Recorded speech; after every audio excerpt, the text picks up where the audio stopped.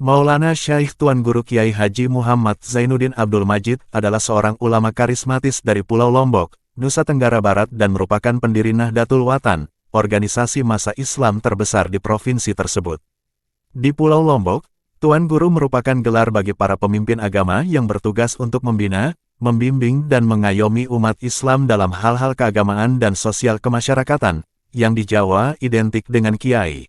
Kisah karomah Maulana Syekh Tuan Guru Kiai Haji Muhammad Zainuddin Abdul Majid. Tongkat berubah menjadi daratan. Seorang nahkoda bernama Ladini Rashidi, pada suatu hari memulai pelayaran dari Sulawesi menuju Surabaya. Di tengah laut lepas kapalnya diserang badai. Hujan turun sangat lebat. Angin topan bertiup menderu-deru sangat kencang. Gelombang menggunung bergulung-gulung. Suara petir menggelegar sambung menyambung. Kilat tidak henti-hentinya menyambar. Suasana pun gelap gulita. Mesin kapal macet dan nahkoda pun kehilangan arah. Sangat menyeramkan. Kemudian kapal itu dibawa arus berhari-hari. Terombang-ambing dimainkan gelombang. Akhirnya anak buah kapal kehabisan bekal. Mereka kehilangan tenaga bahkan ada yang pingsan.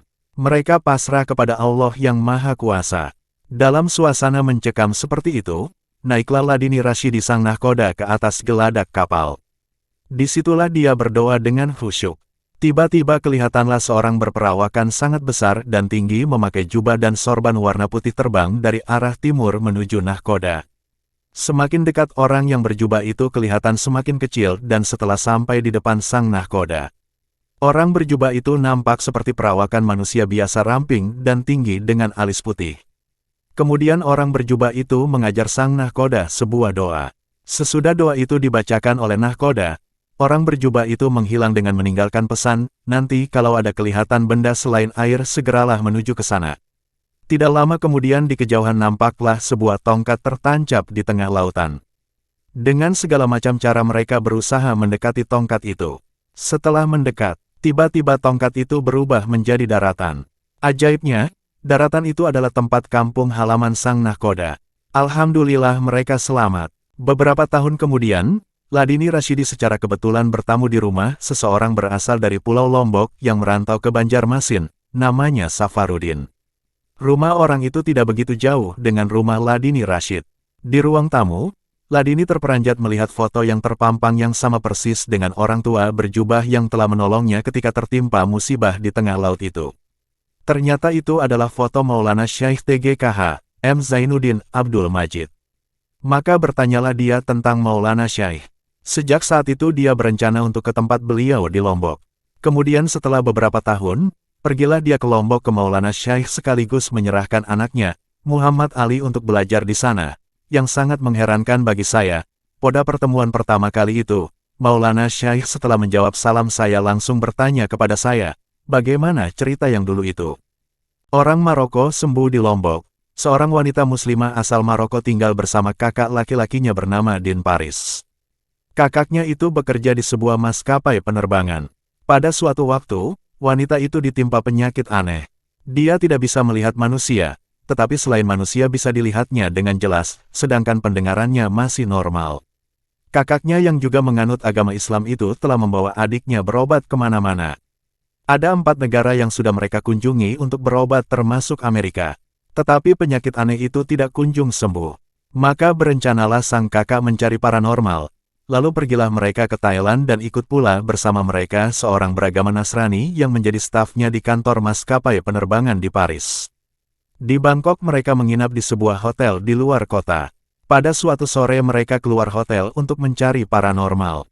Di tengah jalan mereka bertemu dengan seorang petani berpakaian lusuh dan bertopi robek membawa bajak. Sang kakak bertanya kepada orang itu, "Di manakah ada paranormal di sini?" Lalu dia menjelaskan penyakit adiknya. Orang itu berkata, "Berobatlah pada orang ini di Lombok," sambil memperlihatkan selembar foto. Foto itu langsung diambilnya dan ketika dia memperhatikan foto itu, tiba-tiba hilanglah orang itu. Kemudian bertolaklah mereka ke Indonesia dan mendarat di Bandara Ngurah Rai Denpasar. Di bandara mereka bertemu dengan penjual es, Akmaluddin namanya, berasal dari Kembang Kerang Lombok Tengah. Sang kakak bertanya, "Kenalkah engkau dengan orang ini?" sambil memperlihatkan foto itu.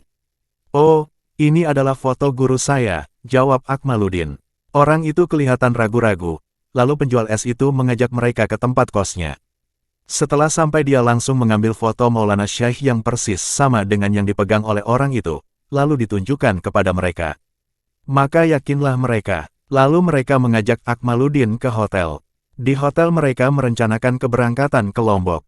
Kalau kita berkunjung ke guru saya, wanita harus berjilbab, kata Akmaluddin. Sesudah wanita itu dibelikan jilbab, maka berangkatlah mereka ke Lombok dan mendarat di Bandara Selaparang Mataram. Kemudian mereka melanjutkan perjalanan dan singgah sebentar pada keluarga Akmaluddin di Kembang Kerang. Selanjutnya mereka berangkat ke tempat kediaman Maulana Syekh di Lombok Timur.